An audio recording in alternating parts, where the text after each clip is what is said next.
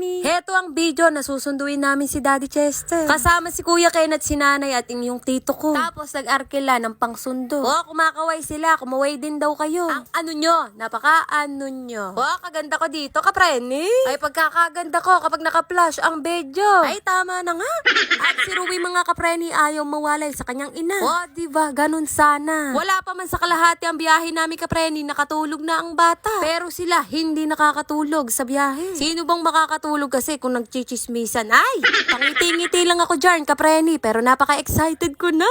Aba, kapreni. Kahit tagal kong hinintay. Ay! Yung bata! Gising na siya. Napakatahimik niya, kapreni, kapag nakasakay. Hindi siya malikot. Ganyan lang siya. Diba? Ganun sana. Oo, kapreni. Ganoon nga. Huwag kang ano. Napaka-ano mo. Gandang-ganda nga ako sa sarili ko. Bakit ba? Gising na daw ba si Rowie at hindi kumikibo? Rowie! Rowie! Baby pa siya. Hindi mo lang ako nakatulog, kapreni. Panay ang chismis ko lang. Ay, napaka-excited ko na ba nun, kapreni? Malapit na kami, kapreni. Ay, kaya naman ang Rowie, napag ganito na sa akin. Tinitingnan pa yata niya ang damit ko, bakit daw may pula. Kumain kasi kami, kapreni, at bumili ako ng fries, nilagyan ko ng ketchup. Ayun, nalagyan. Wala pa man si Daddy Chester, aligagana ang kapreni niya. To the highest level.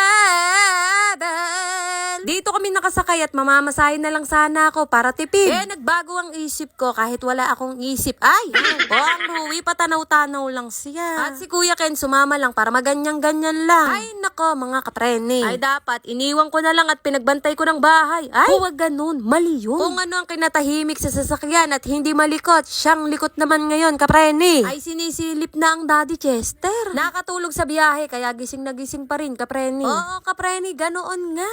Ano mo? Napaka-ano mo? Iya, bawal magalit dito. Dapat ako lang. Sorry na. 12:00 na mga kapreni, wala pa rin ang Daddy Chester. Late na ng 5 minutes. Si Ruwie nakatulog na naman at si Kuya Ken panay ang tingin kung si Daddy Chester na ang bumababa. 1:00 na kapreni, wala pa rin ang Daddy Chester. Naniniwala na ako sa Filipino time. Pumasok na ako dito, kapreni, kahit hindi nagpapapasok. Ginawa ko na ang pinagbabawal na technique. Ay! Joke lang yun. Talagang pinapasok ako.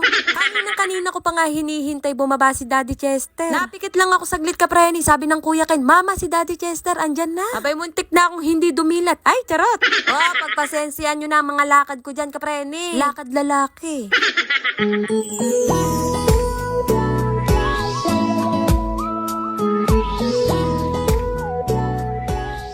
Sa wakas, kapreni, after 1 year and 7 months, nakapagbakasyon din ng Daddy Chester. Sabay bigay sa akin ni Kuya Ken ng video at yayakap daw siya kay Daddy Chester. Daddy Chester, ako puto. Lumaki lang ang katawan ko. Ay! Joke lang yun, ha? Sabi ni Daddy Chester, anong nangyari sa damit mo? Hala, nakita mo pa yun? Ay, talaga naman, oo. Tinulungan ko na siya magtulak, kapreni, ay baka nanginig. Nung nakita ko, ay parang nanghina. Ay! Siya ako naman, kapreni, parang nakuryente. Lumakas. Ay! At si Ruwie mga kapreni, binuhat ng tito ko at nakatulog. Kakahintay sa kanyang daddy. Ay, pagkakagaan ni Ruwie, sabi ng Daddy Chester. Bakit sa video ay parang ang gaan buhatin?